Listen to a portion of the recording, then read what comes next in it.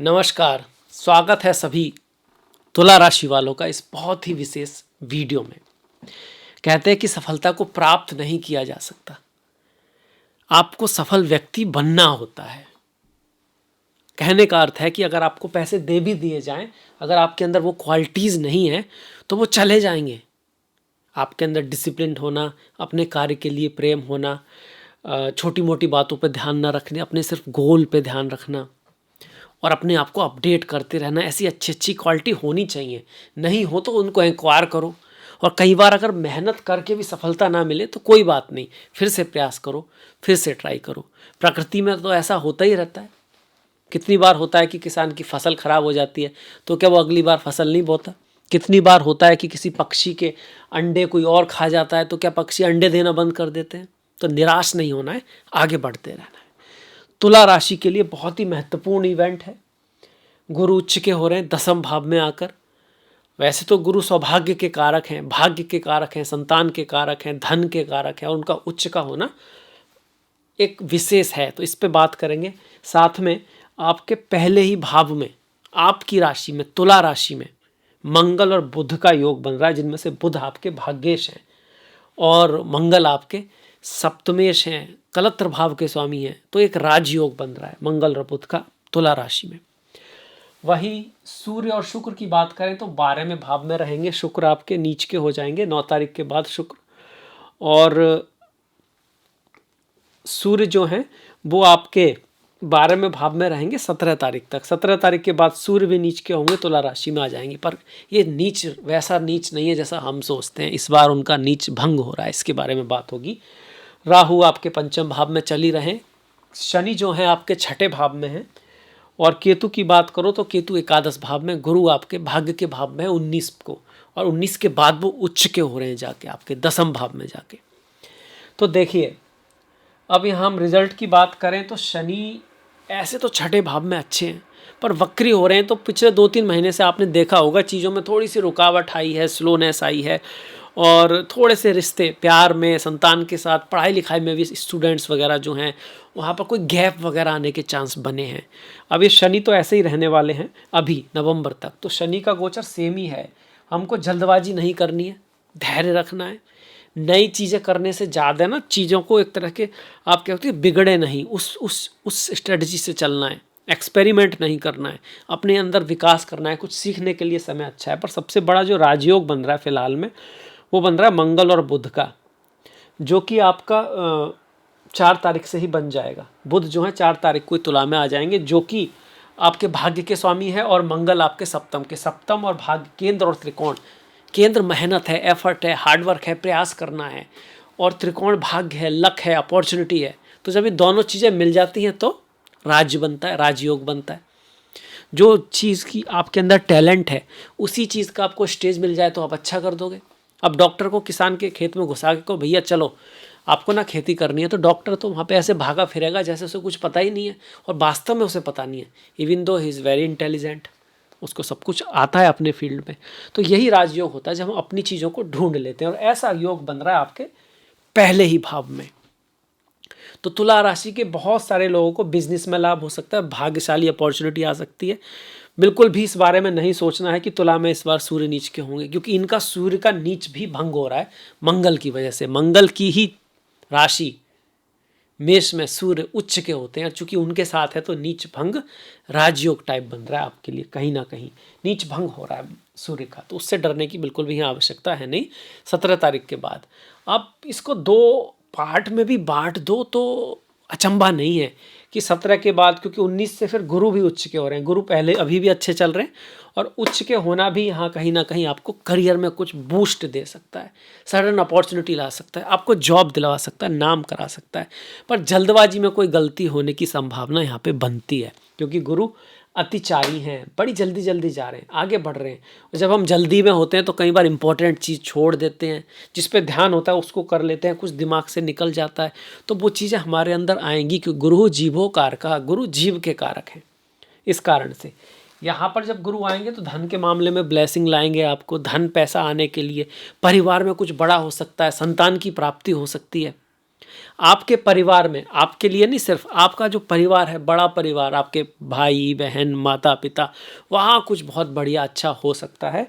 आपके शत्रुओं को परास्त करने में भी ये गुरु, कोई मुकदमा चल रहा है, कोई कोर्ट केस चल रहा है, उसमें भी विजय दिलाने में वो ये आपके जो हैं गुरु हेल्प करने वाले हैं। और घर गाड़ी भूमि वाहन बंगले का सुख दिलाने में भी गुरु आपकी हेल्प करेंगे। बाकी इस पर एक वीडियो बनाना पड़ेगा क्योंकि बहुत बड़ा हो जाएगा।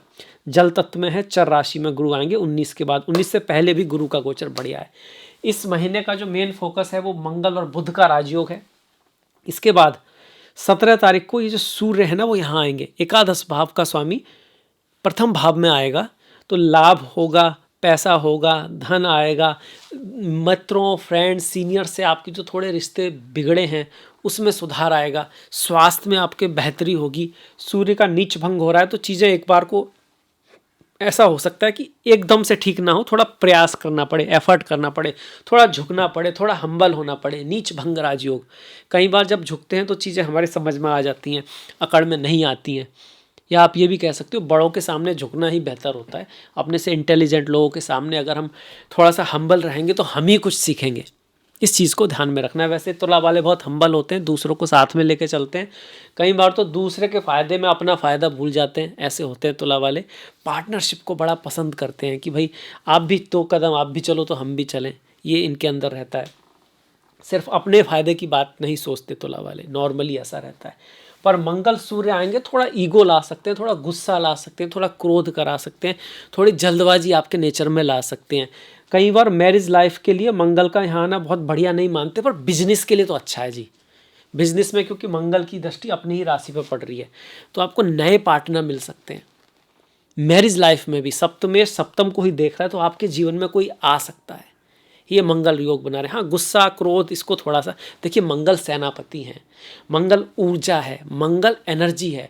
मंगल जहाँ आते हैं वो उस लाइफ उस भाव में ना ऊर्जा आ जाती है, एनर्जी आ जाती है। अब ये ऊर्जा कैसे भाव में आ रही है? प्रथम भाव में, मतलब आपके अंदर ही आ रही है।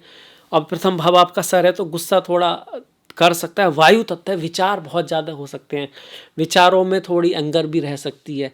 तुला राशि खुद में एक साझेदारी को दिखाती है, तो पार्टनर के साथ भी थोड़ा बना के रखे। वाणी ऐसी बोलिए मन का आपा खोए, औरों को शीतल करे आपहु शीतल होए। रहीमन देख बड़ेन को लघु न दीजे डार, जहाँ काम आवे सुई कहा करे तलवार। बड़ों को देख के हमको छोटों को नहीं छोड़ना चाहिए, क्योंकि सबका एक अपना काम है। डॉक्टर डॉक्टर का काम करेगा, किसान किसान का। अगर डॉक्टर ये कहने लगे कि भैया किसान तो काम मतलब मैं तो श्रेष्ठ हूँ, तो मामला गड़बड़ है। साइंटिस्ट भी ज़रूरी है, किसान भी ज़रूरी है, सब ज़रूरी हैं। इसी तरह से जो वर्ण व्यवस्था है उसका अर्थ यही है कि अपने काम के स्पेशलिस्ट हैं, सबका अपना एक काम है और उसका यही बस मतलब है। ऊपर नीचे नहीं है, सर ऊपर है तो क्या हुआ, पैरों के बिना चल थोड़ी ना सकता है। अब देखिए शुक्र की बात करें, ऐसे तो शुक्र कहने को नीच के हो रहे हैं यहाँ पे, पर यहाँ शुक्र का भी नीच भंग हो रहा है। यहाँ पर लक्ष्मी नारायण योग बना हुआ है। एक तरह से बुध अपनी राशि की तरह बिहेव करेंगे, शुक्र अपनी राशि की तरह मालव्य राजयोग की तरह बिहेव करने वाले हैं आपके, क्योंकि यहाँ राशि परिवर्तन हो गया है। इसको महापरिवर्तन कहते हैं। पहले और 12वें का परिवर्तन है, थोड़ा खर्चा हो सकता है, थोड़ा स्वास्थ्य का ध्यान रखना, यात्राएं वगैरह हो सकती हैं। अगर आपकी कुंडली में विदेश में बसने का योग है तब भी, या कोई बड़ी यात्रा, या तो विदेश से घर आना है, घर से विदेश जाना, इस तरह की स्थिति बन सकती है। शुक्र यहाँ पर पहले भाव के साथ साथ अष्टम भाव के भी स्वामी हैं। तो अष्टम भाव का स्वामी जब 12वें भाव में जाता है तो ये विपरीत राजयोग बनाता है।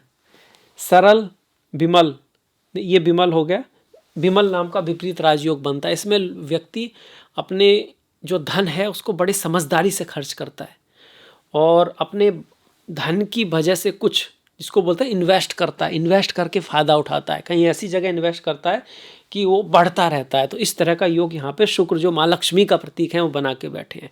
अब चूंकि पृथ्वी तत्व की राशि में है, शुक्र का नेचर बड़ा सॉफ्ट होता है, तो कई बार ज़्यादा प्रैक्टिकल हो जाते हैं हम रिश्तों में, दोस्ती में, फ्रेंडशिप में। तो वहाँ थोड़ा ध्यान रखना है, हर जगह प्रैक्टिकलती नहीं चलती। हर जगह आप व्यापार नहीं देख सकते, कुछ जगह तो आपको देना होता है, करना होता है। वहाँ सॉफ्टनेस की बात होती है, वहाँ इमोशन की बात होती है, वहाँ फेथ की बात होती है, वहाँ श्रद्धा की बात होती है। जैसे बच्चा अपनी माँ के साथ प्रेम जो है ना, श्रद्धा का रिश्ता है, फेथ का रिश्ता है, इमोशन का रिश्ता है। माँ ये नहीं देखती बच्चा मेरे लिए क्या कर रहा है तब मैं इसका करूँगी, ऐसा करेंगे तो पूरी दुनिया गड़बड़ हो जाएगी।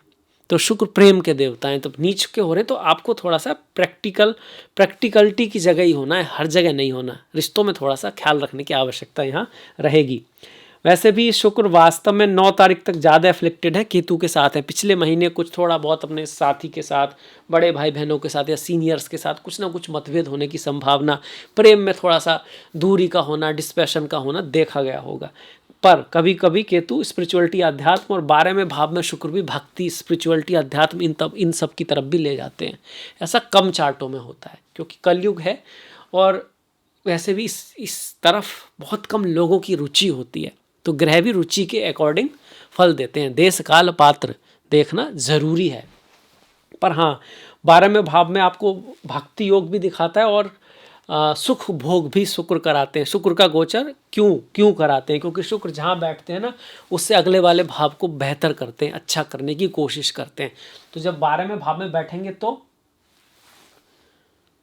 लगन को, राशि को मजबूत करने की कोशिश करेंगे। 11वें भाव में शुक्र खर्चा ज़्यादा करा देते हैं, खर्चा करने की आदत होती है, क्योंकि 12वें भाव को स्ट्रॉन्ग करते हैं। जब 12वें में आते हैं तो पहले भाव को स्ट्रॉन्ग करते हैं।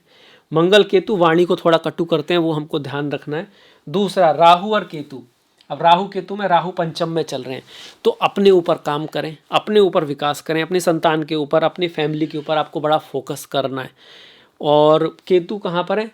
मित्रों के, बाहरी दुनिया के मामले में मिट्टी, कैसे बोलते हैं ना, मिट्टी डाल, कोई बात है तो उसको माफ़ कर दो, और अपनी तरफ से जो रेस्पॉन्सिबिलिटी है वो करते रहो। फ्रूट्स की चिंता मत करो, जितना प्रेम फ्रूट्स से है उससे ज़्यादा प्रेम रास्ते से करो, अपने काम से करो, कि मेरे को ना फर्स्ट क्लास काम करके देना है। जो भी आपका काम है, कि जो भी व्यक्ति आए वो कहे वाह, ऐसा तो हमने कभी पहले नहीं देखा, इतना भी कोई योग्य टीचर है, इतना भी योग्य कोई व्यापारी है, इतना भी अच्छा कोई डॉक्टर होता है। ऐसा काम करना है कि अगला बंदा फील करे कि भाई दिल से काम किया है, बढ़िया काम किया है। तो एक केतु आपको बेटर रिजल्ट देंगे। थोड़ा बहुत सिंह राशि में है तो पिता के साथ, टीचर्स के साथ, गवर्नमेंट के साथ कुछ इशू आप फेस कर सकते हैं, इसकी संभावना यहाँ पर केतु ज़रूर बनाते हैं। वहीं राहु यहाँ पर आ रहे हैं तो मित्रों के साथ थोड़ा बहुत कुछ राहु केतु का जो एक्सेस है वो इस तरह का है। ये हायर नॉलेज की तरफ भी आपको ले जाते हैं, स्पिरिचुअलिटी, अध्यात्म की तरफ भी ले जाने की क्षमता यहाँ पर है। अगर आप कह सकते हो महिला हैं और आप गर्भवती हैं तो आपको थोड़ा सा ध्यान रखना है जब राहु पंचम भाव में है। अगर आप सिंगल हैं और आप प्रेम में हैं किसी के, तब भी आपको ध्यान रखना है कि कई बार मिसअंडरस्टैंडिंग हो जाती है। राहु मिसअंडरस्टैंडिंग भी है, राहु धोखा भी है। तो ऐसा नहीं सबके साथ धोखा होगा, पर वो जिसकी कुंडली में इस तरह के योग हैं तो वहाँ इस तरह की संभावना बढ़ जाएगी राहु की वजह से। शनि की हम बात कर चुके हैं कि भैया शनि तो छठे भाव में अच्छे ही हैं पर वक्री चल रहे हैं। गुरु आपके बढ़िया हो जाएंगे। तो सारे ग्रहों को हमने देख लिया यहाँ पे। धन की बात करोगे तो धन के मामले में भी महीना अच्छा है। सप्तम का स्वामी जो मंगल है वही धन का भी स्वामी है और पहले भाव में आया हुआ है, इसके बाद वो दूसरे भाव में आएगा तो धन के स्रोत बनेंगे। धन का कहीं ना कहीं कोई नया रास्ता खुलेगा और उसमें आपके स्पाउस का, पार्टनर का, फैमिली का, इनका कोई इन्वॉल्वमेंट हो सकता है। साथ में आपके गुरु, पिता, टीचर्स, आपकी नॉलेज, आपकी फॉरेन विदेश का कुछ संबंध भी आपसे बनता हुआ दिखाई पड़ता है, क्योंकि बुध विदेश भाव के मालिक भी हैं। और 9th हायर एजुकेशन, आविष्कार, आप कुछ ऐसा इन्वेंट करो, आप कुछ विचार, आपका मन में कुछ ऐसा आए जिसकी वजह से आपको नेम फेम मिले या उसकी तरफ आप जाओ, इसकी पॉसिबिलिटी भी यहाँ पे बनी हुई है। माता के स्वास्थ्य का आपको ध्यान रखना है, संतान के प्रति थोड़ा सा रेस्पॉन्सिबल रहना है, पढ़ाई लिखाई के मामले में थोड़ा एफर्ट करें। आपको 19 तारीख के बाद कुछ स्कॉलरशिप या नाम या कुछ एग्ज़ाम है तो उसके थ्रू आपको कुछ जिसके बोलते हैं डिप्लोम मिलना, डिग्री मिलना, सम्मान मिलना, इसकी संभावना बनती है 19 के बाद। गुरु के उच्च के हो जाने की वजह से, गुरु जल राशि में उच्च के होते हैं, प्रेम की राशि में उच्च के होते हैं, क्योंकि ज्ञान अगर प्रेम पूर्ण ना हो, करुणा पूर्ण ना हो तो अपना भी विनाश करेगा और सबका विनाश कर देगा। ज्ञान प्रैक्टिकल ही नहीं होना चाहिए, ज्ञान में प्रेम की आवश्यकता ज़रूर है, क्योंकि प्रैक्टिकलिटी का दूसरा नाम स्वार्थ भी होता है और स्वार्थी को तो मिटना ही होता है धीरे धीरे। इसीलिए तो बोलते हैं अहंकार, जिसके मन से मैं न गया उसको मैं न देता दिखाई। कृष्ण बोलते हैं तो गुरु इसीलिए माता की, कर्क राशि माता की है, केयर करने की है, इमोशन की है। असली नॉलेज तो तभी निकल के आती है जब उसमें इमोशन हो, केयर हो, कंपैशन हो। खैर, अब इस वीडियो को समाप्त करते हैं। अगर आपको अच्छा लगा है तो लाइक शेयर कीजिएगा। आपकी कोई कमी रह गई है तो उसको भी बताइएगा। अब त्योहारों की तरफ चल जाते हैं, क्योंकि बहुत सारे त्यौहार इस महीने आने वाले हैं। 1 तारीख की नवमी है, 2 की दशहरा है, गांधी जयंती है 2 अक्टूबर की, 10 तारीख की करवा चौथ है, 18 की धनतेरस है, 20 की दीपावली है, 19 का गोवर्धन है, 23 की भाई दूज है, 27 की छठ है। तो इतने सारे त्योहारों की आपको ढेर सारी शुभकामनाएं। अब व्रत की बात कर लेते हैं, फास्ट। देखिए, व्रत है मन पे कंट्रोल पाना। जिसने मन को जीत लिया उसने जग को जीत लिया। अगर मन पे कंट्रोल नहीं है तो जग जीतने के बाद भी लोग दूसरों को भी परेशान करते हैं, खुद भी परेशान रहते हैं। क्योंकि यथा पिंडे तथा ब्रह्मांडे, और अगर पिंड में ही गड़बड़ है तो बाहर कुछ भी चल रहा हो, अंदर भी गड़बड़ है ही है, बाहर भी गड़बड़ी नजर आती है। इसलिए व्रत जो है सिर्फ आध्यात्मिक स्पिरिचुअलिटी का ही नहीं है, आपको जीवन में अपने ऊपर कंट्रोल सिखाना, अपने ऊपर विजय प्राप्त करना सिखाता है। अगर जो अपने पे विजय प्राप्त कर सकता है वो दुनिया में भी अचीवमेंट प्राप्त कर सकता है। 7 तारीख को अश्वनी पूर्णिमा, 3 तारीख को पाप अंकुशा एकादशी, 17 तारीख को रामा एकादशी। ओम नमो नारायणाय, ओम नमो भगवते वासुदेवाय। हरे कृष्ण कृष्ण कृष्ण हरे हरे, हरे राम राम राम हरे हरे। 4/18 को प्रदोष व्रत, 19 को शिवरात्रि है। चिदानंद रूपा शिवोहम शिवोहम। जो परम चेतना है वही मैं हूँ, बाकी सब तो माया है, खेल है, लीला है। तो उस पे फोकस किया जाए, उसकी तरफ चला जाए, क्योंकि माया में अगर उलझे रह गए तो कहीं देर ना हो जाए। 10 तारीख की संकष्टी है, 21 की अमावस्या है, कार्तिक अमावस्या है, और 17 तारीख की तुला संक्रांति है। सूर्य आत्मा है, सूर्य हैं तो हम हैं। सर्वात्मा कहा गया है सूर्य को। ज्योतिष में भी आत्मकारक कहा जाता है। इसलिए जब सूर्य राशि बदलते हैं ये बड़ा महत्वपूर्ण होता है। तुला राशि में जब सूर्य आते हैं तो रामचंद्र जी अयोध्या वापस आते हैं, जिनका खुद का सूर्य उच्च का है। उच्च का सूर्य व्यक्ति को राजा बनाने की क्षमता रखता है, अगर कुंडली में स्थिति अच्छी हो, उसका अपोजिशन ज़्यादा ना हो रहा हो तो। क्योंकि उच्च के ग्रह अगर अपोजिशन में आ जाएं तो श्राप बन जाते हैं। ये कम लोग जानते हैं और खुश होते रहते हैं। उच्च के 1 ग्रह, 2 ग्रह, 3 ग्रह अपनी राशि के हैं और अगर उनका अपोजिशन हो रहा है तो प्रॉब्लम क्रिएट कर देते हैं। खैर, ये ज्योतिष की बात होगी। अब मैं आपसे विदा लेता हूँ। अगर आपको अच्छा लगा हो तो प्लीज़ सब्सक्राइब, लाइक, जो भी आप चाहें। आपने अंत तक वीडियो देखा, इसके लिए आपका दिल से बहुत बहुत धन्यवाद। नमस्कार।